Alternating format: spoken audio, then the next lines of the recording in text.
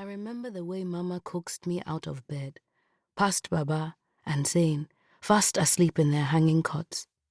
It wasn't the first night she brought me to the mountaintop, but it was the first time she brought me to meet the storm. She took my hand and led me up a winding trail. I could hardly see beyond the tangle the winds made of my white hair. Our bare feet slid along the gravel-lined path. Every time I tried to turn back, Mama forced me to go on. By the time we reached the flattened mountain peak, the huts of our sleeping village looked like anthills, hundreds of meters below. Jagged silhouettes flickered around us every time a lightning bolt lit up the sky.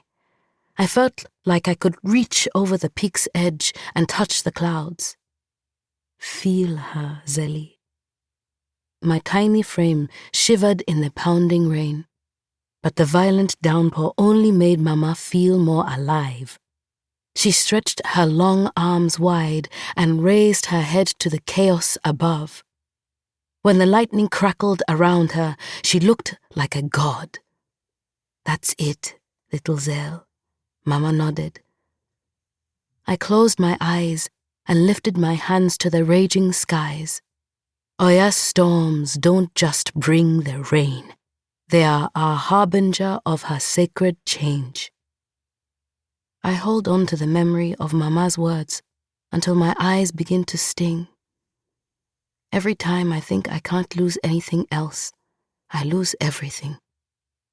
I've lost count of how many times over the past moon I've called out to my gods. How many times nothing but sorrow has answered in return. I cannot bear to hope any more. The more I hope, the further I fall. "No! No, please!" Sharp screams break through the wooden floorboards above.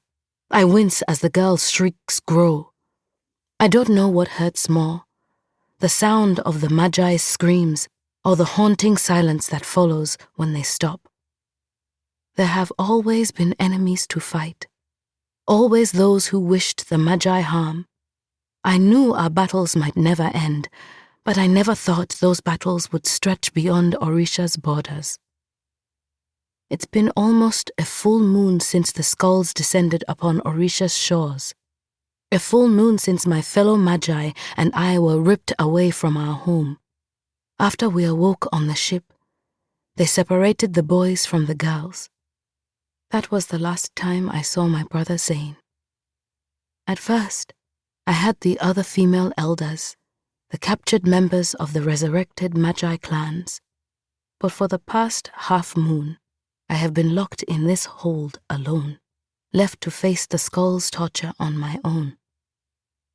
I still don't know why they've taken us. I don't know to where we sail. All I know is that before the skulls abducted us, the Magi were closer to victory than we'd ever been before. We were moments away from winning the war. Attack! Tattoos ignite along my skin, covering my body in a twisting light. Gravel and dirt float around our feet. Bark splits in the surrounding trees. The legion of titans run forward in droves, all glimmering in their golden armor. When I raise my hand, every titan freezes in place. They seize as I close my fist. When I shut my eyes, I can still see it. The battle for Lagos runs through my mind. When we brought magic back to Orïsha, it didn't just return to the Magi. The sacred ritual gave birth to the Titans, granting Queen Nahanda and her military followers devastating power. Before our final attack, Mama Agba sacrificed her life, allowing me to connect my heart to the hearts of the other 9 Magi elders. Together, we created a force the Titans couldn't withstand. As a united front, the Magi elders commanded the earth and raised the winds. That night was supposed to be the end of the monarchy's reign. The night the Magi joined together to rule our kingdom again. After centuries of oppression, our fight was at an end. We had retribution for all our pain.